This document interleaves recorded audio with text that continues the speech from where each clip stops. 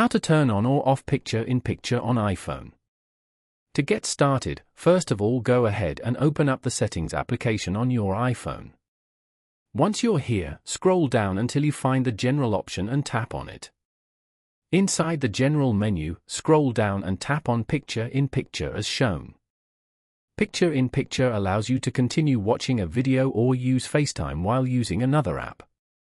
On this screen, you will see the Start PIP automatically option. Tap the toggle switch next to it to turn it on.